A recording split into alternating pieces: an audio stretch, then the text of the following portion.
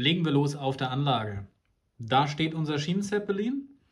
Wie immer geht es jetzt darum, einmal hier die Runde zu fahren mit Vollgas und zu schauen, wie verhält sich jetzt hier der Schienenzeppelin. Und für alle, die neu dabei sind, die das vielleicht gar nicht so wissen, warum fahre ich immer diese Runde hier? Da gibt es verschiedene Gründe. Das eine ist, dass wir hier eine R1-Kurve haben. Also hier vorne ist R2, aber da hinten ist R1. Wir haben hier eine Bogenweiche in die eine Richtung. Wir haben hier zwei Bogenweichen hintereinander. Da eine 3-Wege-Weiche.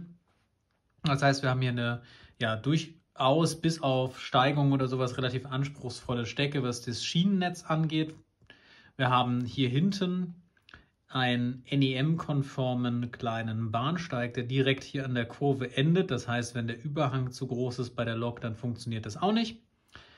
Ja, und das ist eigentlich der Hauptgrund, warum wir hier immer diesen Kreis fahren. Also legen wir das Ganze mal los.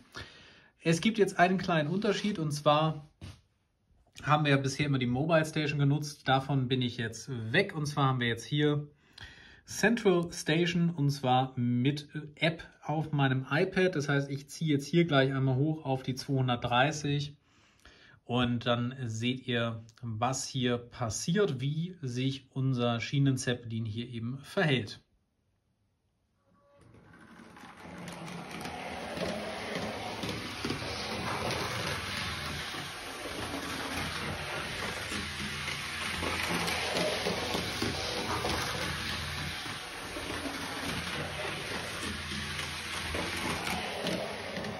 Und damit wieder runter.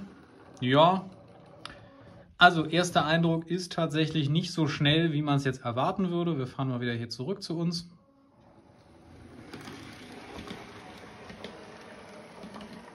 Wir haben hier einen Lichtwechsel, wie ihr seht, aber da gucken wir uns ja gleich noch die Funktionen an.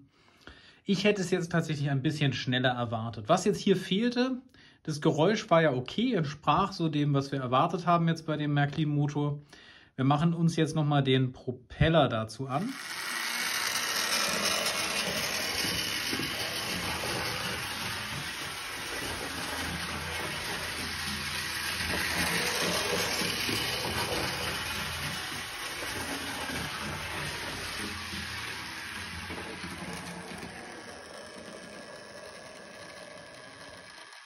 Ja, und das Ganze nochmal mit Betriebsgeräuschen. Ihr merkt schon, es wird ein bisschen lauter.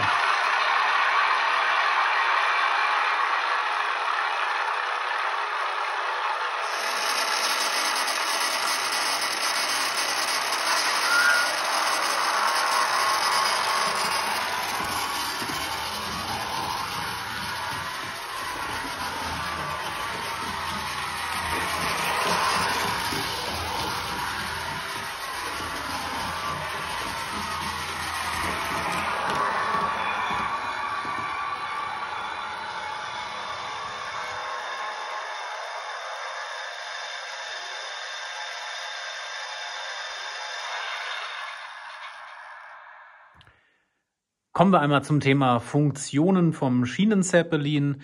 In Summe haben wir hier von F0 bis F12 eine Belegung. Wir schalten die einfach mal von Anfang bis Ende durch.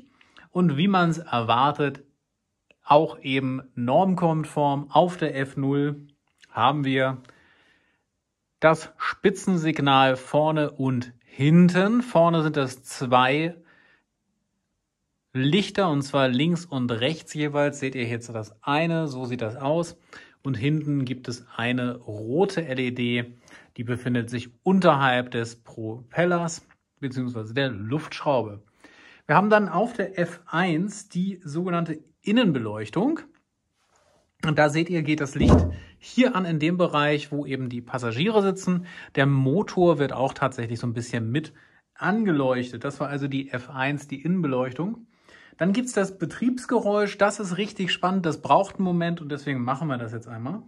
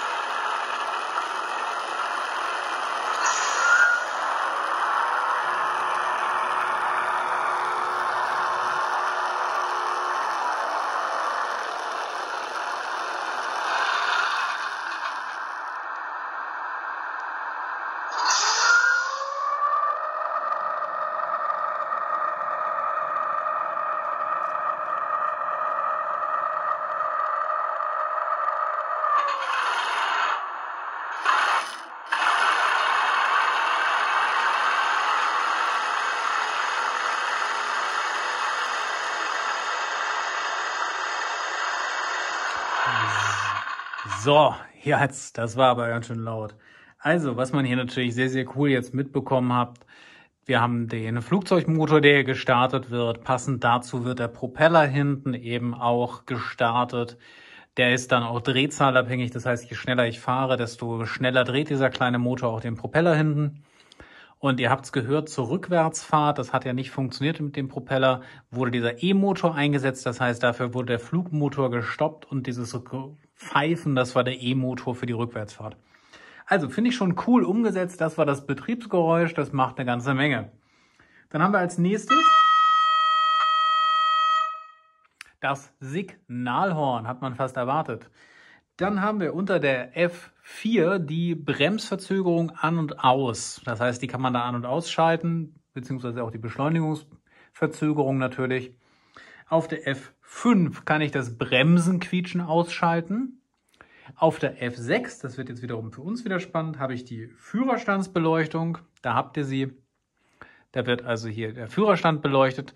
Da habe ich einen kleinen Kritikpunkt. Ich kann mir genauso wie bei der Frontbeleuchtung vorne einfach beim besten Willen nicht vorstellen, dass 1930 ein kalt-weißes LED-Licht im Führerstand dort leuchtete. Also wenn ich so die Bilder sehe von früher aus den Cockpits mit dieser gelben Beleuchtung, und wir sprechen von einem Flugbahnwagen, garantiert war die Beleuchtung dort im Cockpit gelb oder vielleicht sogar rot.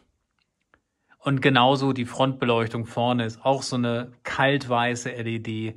Das gab es damals noch gar nicht in der Form, in der Farbe. Ja, also finde ich ein bisschen schade, da hätte Märklin sich aus meiner Sicht noch ein bisschen mehr Mühe geben können und einfach mal eine ordentliche Farbe verwenden. Ja, also ich meine, das fällt mir auf und ich mache das hobbymäßig und irgendjemand bei Märklin macht das beruflich und der hat das da verbaut. Naja, gut. Aber es gibt eine Führerstandsbeleuchtung, ist auch eine coole Sache. Gab es, glaube ich, noch nicht bei den vorhergehenden Modellen. Wer es weiß, 37777 von 2010 gab es ja schon mal ein Sondermodell. Wer das hat, kann es ja mal reinschreiben, ob man da auch schon diese Führerstandsbeleuchtung hat. So, dann haben wir als nächstes die F7, die sogenannte Sirene.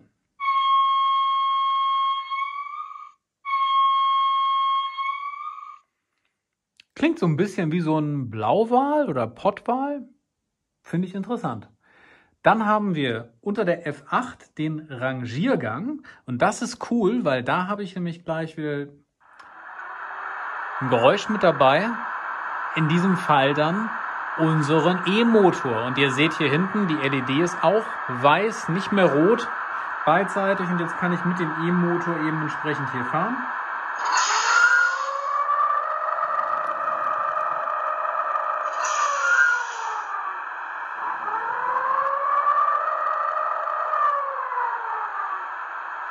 Machen wir mal wieder aus. Schon eine ziemlich coole Geschichte, finde ich.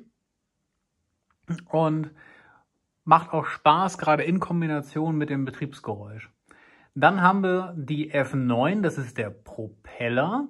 Den macht man an nur für die Vorwärtsfahrt. Das heißt, wenn ich rückwärts fahre, geht er aus, aber wir machen es mal. So ist er im Leerlauf, da ist er ja noch angenehm leise. Wenn ich ihn jetzt lauter machen will, muss ich ein bisschen Gas geben.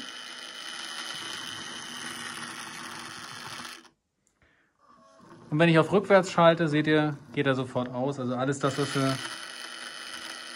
mit den Geräuschen eben hatten, geht eben auch ohne Geräusche hier zu schalten. Trotzdem hat der Propeller aufgrund quasi der Retro-Konstruktion schon ein bisschen nerviges Geräusch. Dann können wir bei der F10 vorne zweimal weiß, hinten rot schalten. Das heißt also, damit kann ich quasi hier das Licht an- und ausschalten. Beziehungsweise kann eben konkret dieses Licht dann hier anwählen, dass ich das haben will. Und ich kann über die F11 das Schlusslicht ausschalten. Das seht ihr jetzt da hinten eben nicht, weil die rote Lampe ist hier weg. Ich mache es mal wieder an. Da ist die rote Lampe wieder da. So, seht ihr? So. Das gilt übrigens auch in die andere Richtung, wenn man die Fahrtrichtung ändert. Dann kann man das hier natürlich genauso ausschalten. Jetzt habt ihr es mal auf der anderen Seite gesehen. Genau, und dann haben wir noch als letzte Funktion Schienenstöße. So, und dieses Schienenstöße-Geräusch funktioniert natürlich auch nur während der Fahrt, deswegen kann ich euch das nicht zeigen. Ja, von den Funktionen her, man hätte jetzt noch ein ganz bisschen mehr machen können, glaube ich, sind wir einig. Eine schöne Bahnhofsansage, solche Sachen, das hätte jetzt hier dem Schienen-Zeppelin, glaube ich, auch nicht schlecht zu Gesicht gestanden. Die Funktionen, die da sind, funktionieren, die sind okay. Und gerade diese Kombination aus E-Motor und Flugmotor, das hat schon was, das macht schon Spaß.